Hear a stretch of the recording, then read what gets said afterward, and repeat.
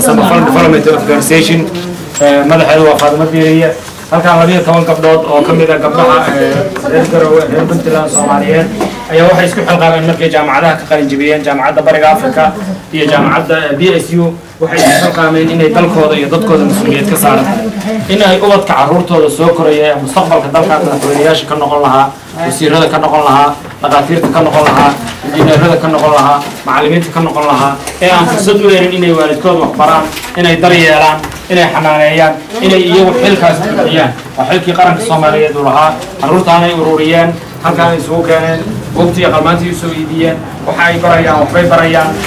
waxa sidoo kale la siiyaa carruurta maalintii markay soo shaqaystaan ay kuwa soo baalasha kuwa waxa weeyaan weel dhaqa kuwa shaqooyin kale kas baabuurta dhaqa markaas halkaan ay isugu yimaadaan doorkii qadal lagu siiyo kadibna wax la baro intii waajib qaran oo waxay guteen gabdhaha sharafta leh aad iyo aad weyn waxa la ilaahay aydi sharfo ilaahayna aydi ku abaalgudo wiilasha waxay tahay doorkoodii waa laga sugayaa in carruurta iyaguna beelkooda iyo raashinkooda bixiyaan dalkeena Soomaaliya maanta waa u burburay inuu dalkeenu kamo inuu dalkeenu soo noqdo in dawladnimadeena soo noqoto waa midaas ay arkeen gabdhaha shaamiciyiinta ilaahay barakeeye inaynu ubadkeena soo korayo u daryeelno inaynu iyaga badbaadino ubadkan haddaan la badbaadin hadda waxa weeye iyagii wax mustaqbal ay yeelanayaan lama arko dalkeena wax mustaqbal u yeelanayo lama arko xaruntan iyo organization-kan Samafal waa u mahadcelinaynaa gabdhaheena isxilqaamay ee jaamiciyiinta ee dalkooda inay wax ku beeriyaan isku xilqaadanay waxaad ka fiican tihiin baan leenahay kuwa aqoontoodii dalka ku burburinaya iyo kuwa dalkii iyo dadkiiba dhibaataynaya fariin waxaa naga qof walba oo Soomaaliya dalka adigu dhibaatadii naftaada kaliya ka daa dalka dhibaataha u geysan qofkii dalka wax tari karowna dalku baahidiisu waa ay badan tahay taana tusaale kuugu filan in gabdho dhalinyaro ah oo qalin jabiyey oo jaamacadda ka soo qalin jabiyey iyagoo aan dalkoodiina ka taariibin meelna aan u shaqo tagin inay waajibkoodii qaran gutaan inay carruurtooda wax baraan waxaan leenahay ilaahay ha idin barakeeyo miisaanka xasanaadkana ha idin geliyo wax ka khayr badanna allah idinku bedelo sidaan carruurtaan mustaqbalkooda u nuuriseen mustaqbalkiina ilaahay ha u nuuriyo waa mahadsantihiin ardayda ana gacanta ku haysaa ma andilad kuma arag ya ma sharaba soo xirtana يشغلوا واخي الإمام وليها يبا تا جا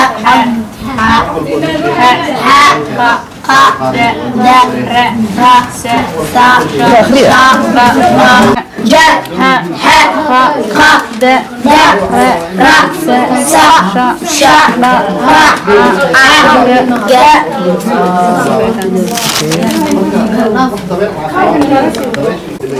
الباء صنع ABC قادو هيا قادو واخري قادو فرقيت قادو قادو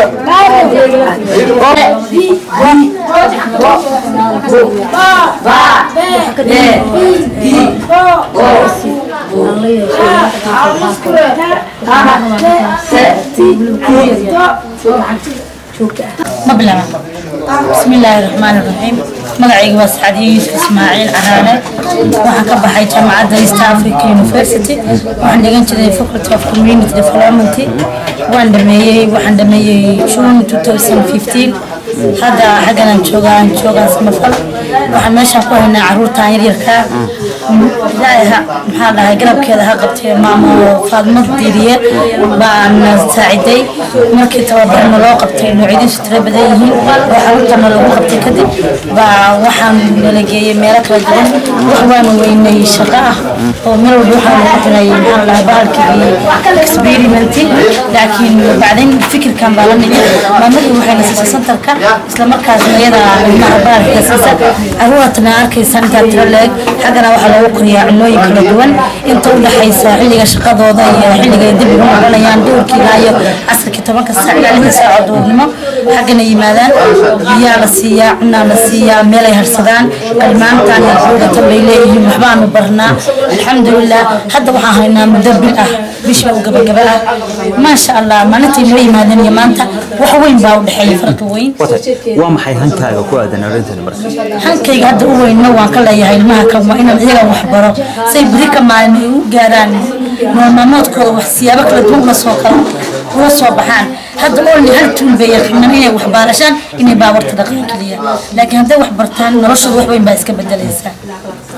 kooxdan hadda adiga la fadhiidada wax bartid heer noocay ah ay aqoonta ama waxbarashada ka gaarsiin caruurtan waa caruurta meesha u waaweyn dad joogta facooda weyn cilmigooduna wuu u sareeyaa ma sha Allah وانا سا كوحي وفديان level bay kala leeyihiin markuwaan waa kuwa ugu cilmiga sareeya uguna facawaaweyn xagee bay marayaan hadda waxay marayaan ruusa Soomaaliga way yeersan karaan xisaabta ku darbaan marinayna Ingiriiskana baa looda Carabiga loo dhiga diintana waana barnaa tarbiyada islaamiga oga kamera shaywa way hadli karaan maslax adiga inta wariga raayna noqday shayga maslax magacayga waa Saara Cabduqaadir Cali fikirkan inaan ardaydan caawino oo barno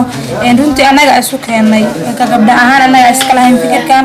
waxa gacan naga siiyay oo inuu socdo naga caawiyeen organization-ka samafal ama maamada madaxda oo aqaad diiriye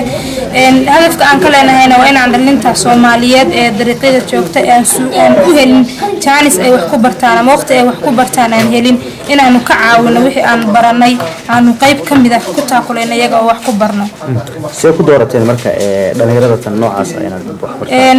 fikirkan marka isu keenay fikir badan baa la keenay waa kala duwanay qayb waxay ardayda naga mid yihiin waxay keeneen inay dhaqamadii Soomaaliyeed oo kale ay dib u soo celiyaan anaga ahaan groupkayga ahaan anigu aan hogaaminayno waxaan dooranay in aanu haddaan cid caawinayno aanu ama waxaan sameynayno la imaanna barnaamij inaan la nimaadno inaan caruurtaas daarno oo markaan u aragnay muhiimad fiican oo ka duwan waxyaabaha kale maadaama ay tahay aqoon aad soo kordhinaysid dad aad taakuleynaysid iyo ajar ahaan iyo haddii ay tahay qabad ahaanba ay tahay midka ugu muhiimsan isku aruursateen marka idinka anaga waxaan isku urursanay meeshan markii hore aan wada joognay training baan ka wada qaadanay training markuu noo dhamaaday kadib baan ku fikirnay maxaan u qabanaa saas darteed baan qayb naga mid ah oo kooban oo inteenan kamid ah fikirka keenay inteeni kale waa la kaashanay oo bandhignay iyaguna way noogu caawin u taageereen saas baan ku wada shaqeynaa oo haddana aan hawsha ku wadnaa maxaa samafal idinka taageertaa samafal waxay naga taageertaa taageerada ugu weyn bay ku leedahay barnaamijkan oo ah caruurta yarka xilliga ay yimaadaan inta aysan wax baran waxa la siiyaa qado cuntadaas waxay u baahan tahay maalin kasta la keenay fan bay u baahan tahay oo lacagtii lagu soo adeegi lahaa lagu diyaarin lahaa u baahan tahay dhaqaalaha dhanka dhaqaalaha naga caawiyaan waxay naga caawisaa oo sidoo kale meesha aan wax ku barayno goobtii waxaana la ka caawiyaa kuraasta miisaska buugaagta wax walba oo barnaamijka ku socon lahaa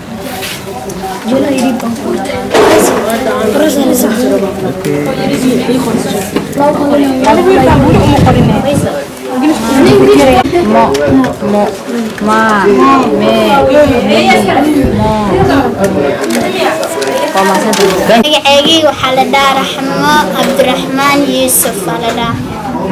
mar hore marka commission ka shaqan jiray baarish baahay baarishka dooska dhaafay shaqo waxaan shaqaysanayaa oo weel meedis kaasan ka shaqaysanayaa waxbarashadana oo fiican tahay waxbarashadana jeclayna waxbartona heer gaaro bismillaahir rahmaanir rahiim magacaygu waa Faadmo Diiriye Nuur maamulaha ururka samafal waxaan halkaan ka haynaa caruur runtii waxaan ku dadaalnaa inaan dadka dhalinyarada Soomaaliyeed wixii aan u qaban karnaa inaan u qabanno dhalinyaradaas oo maalin beheer taagan barnaamijyo badan baan ka shaqeynaa sida genderka iyo waxaan ka shaqeynaa vocational training dadka xirfadaha in la baro waxbarashada illiteracy-ga dadka aan waxna qori karin waxna akhrin karin ka bacdina wacyigelin badan waxaan hadda haynaa oo noogu dambeeya caruurtaan iyo gabdho ka horeeyay oo tababarnay oo 9 gabdhood oo jaamacadaha ka qalin jabiyay sidii u reeli lahaayeen shaqooyin aan u tababarnay personal maaragtay training aan sameynay soft training aan sameynay advocacy aan sameynay in ay dadkii maaragtay communication wada dhex galaan oo shaqo raadsadaan gabdhihii qaybtii weyday practicalka ayaa waxay ku fakareen oo aanu weydiinay inay maskaxdooda shiilaan oo waxay qaban karaan aanu la garab galo samafal ahaan gabdhihii waxay keeneen fikradoodii ahayd inay tuition ilmaha wax baraan iskuulada aan haysan dhaqaale tuition loogu qabto dayarta iyo ilmaha street childrenka oo ilmaha baalashlayaasha baabuurta dhaqa inay tababaraan ayadina taasaa noo hirgashay tii kalena hadii dhaqan bay ahayd weli ma hirgelin waa la wadaa marka tan baalashlayaasha gabdhihii way ku guuleysteen 15 gabdhood bay haayeen 12 kamid ah toos u timaado oo ka shaqeysa hadda macallimiin raashin oo ah qadadan oo karsan anna waxaan ugu deeqay in aan meeshii ay ku baran lahaayeen iyo buugaagtii iyo qalimaantii iyo cunadii ay maalinkii ay cuni lahaayeen qadada ahayd ilaahay baa u keenay anigu wax ma awoodo ilaahay baa igu soo dhiibay marka arintaas ayaa hadda wadnaa waxaan aad iyo aad ugu boorinayaa qof kasta oo Soomaaliyeed inuu ku dadaalo inuu wax qabto qof kasta meeshiisa hadduu wax ka qabto wadanka dhan waa hagaagaya meel walba ay Soomaali joogto inay isku tashato oo ay waxay wadankooda iyo dadkooda u qaban karaan inay u qabtaan intaas aan ku soo gabagabeeyay billahi tawfiiq.